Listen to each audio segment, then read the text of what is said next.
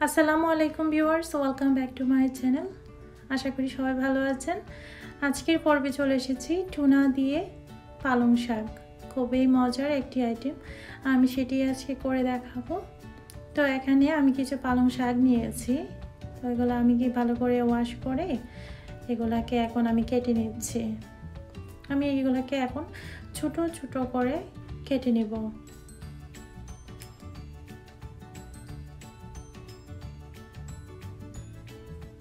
ঠিক শাকগুলোর সাইজগুলো একদম ছোট করতে হবে।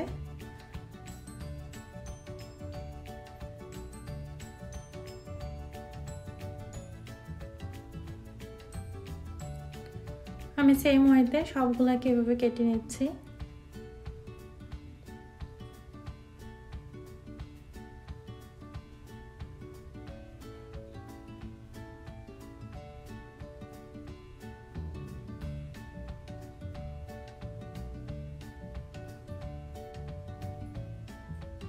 আমি শাকগুলোকে ঠিক এইভাবে কেটে নিয়েছি, আপনারা দেখতেই পাচ্ছেন। এগুলোকে ছোট করেই কেটে নেবেন, তাহলে এগুলো রান্না করতে সুবিধা হবে। যেহেতু টুনা ফিশ দিয়ে রান্না করব, সেক্ষেত্রে এটাকে ছোট করে কাটলেই ভালো হয় আর কি। তো আমি এখানে 2 ক্যান টুনা ফিশ নিয়েছি। এগুলো বাইরে কিনতে পাওয়া যায়, আমি জানি না বাংলাদেশে এটা পাওয়া যায় কিনা। তো এটা কিন্তু আমরা যারা আউট অফ কান্ট্রি বা বাংলাদেশের বাইরে যারা আছে, সব কান্ট্রিতেই কম বেশি এটা মনে হয় পাওয়া যায়। আমি অনলাইনে সার্চ দিয়েও দেখেছি। তো আমি একটা ক্যান, 2টা ক্যানই ওপেন করে নিচ্ছি।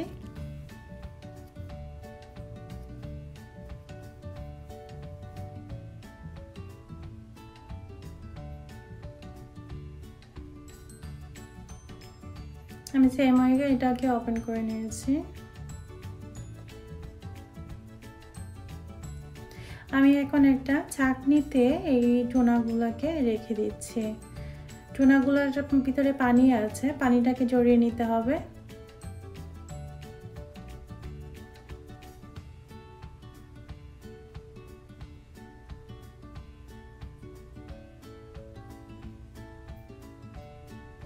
তো অনেকটা পানি কিন্তু ছিল, অবশ্যই পানিটা ভালো করে জড়িয়ে নেবেন। পানিটা অনেক দিন এটা ক্যানের ভিতরে থাকে, সেক্ষেত্রে পানিটার মাঝে একটা বাজে স্মেল আসে।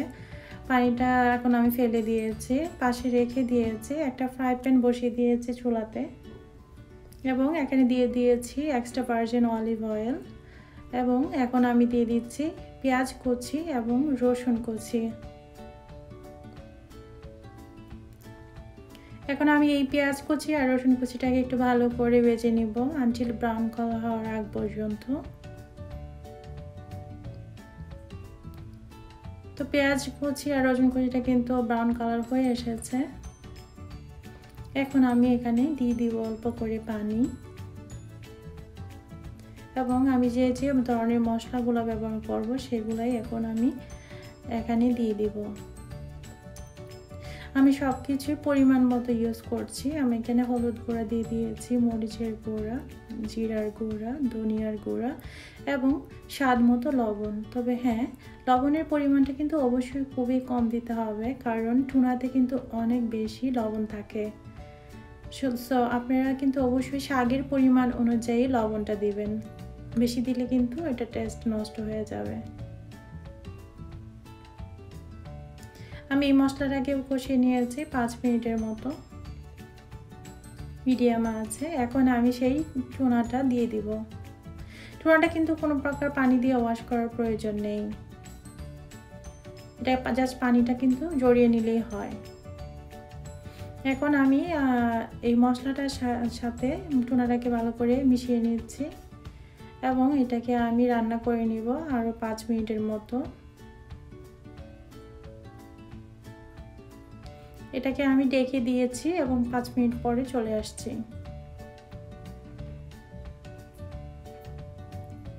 তো 5 মিনিট পর চলে আসলাম, অনেকটা পানিও উঠে গেছে এই টুনাটা থেকে। আমি এটাকে আর একটু ভালো করে নেড়ে ছেড়ে দিচ্ছি, এবং টুনাটা কষানো হয়ে গেছে। এখন আমি সেই সবজিগুলো, শাকগুলোকে দিয়ে দিচ্ছি।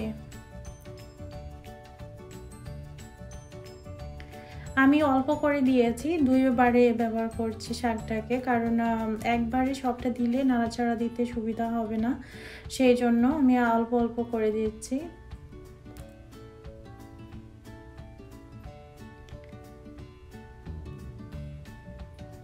এখন বাকিগুলোকে দিয়ে দিচ্ছি। আবারও একটু ভালো করে নেড়ে ছেড়ে দিতে হবে, মিক্স করে নিতে হবে পুরাটা টুনার সাথে শাকটাকে। আমি এটাকে ভালো করে মিশিয়ে নিয়েছি এবং এটাকে এখন আমি রান্না করব, আরও 5 মিনিটের মতো রান্না করব, ডেকে দিয়ে রান্না করব।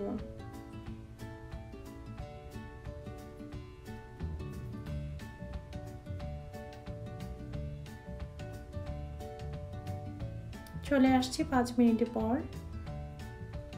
তো শাকটা কিন্তু সিদ্ধ হয়ে গেছে, টুনাটার সাথে ভালো করে মিশে গেছে।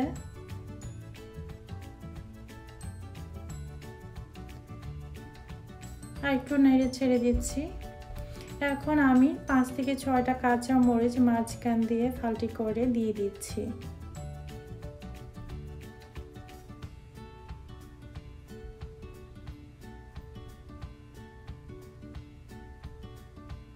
এবং আমি দিয়ে দিব এখন অল্প করে ধনিয়া পাতা, এটাকেও আমি ছোট করে কেটে দিচ্ছি।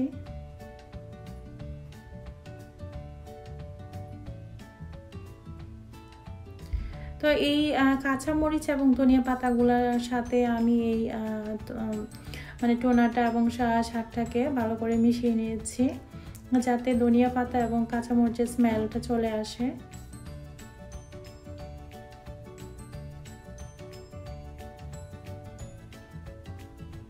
এই তো এটা কিন্তু অলমোস্ট রেডি হয়ে গেছে, আর মাত্র 1 মিনিটের মতো রান্না করলেই কিন্তু এটা রেডি হয়ে যাবে। এটা আমি আপনাদেরকে কাছে থেকে দেখানোর চেষ্টা করছি।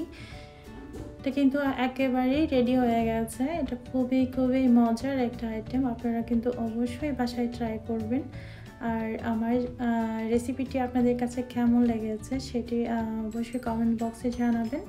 আমার চ্যানেলটি যারা সাবস্ক্রাইব করেছেন তাদেরকে অসংখ্য ধন্যবাদ, আর যারা এখনও করেনি তারা প্লিজ আমার চ্যানেলটি সাবস্ক্রাইব করে দিবেন, লাইক, কমেন্টস এবং পাশে থাকা বেল আইকনটি অন করে দিবেন।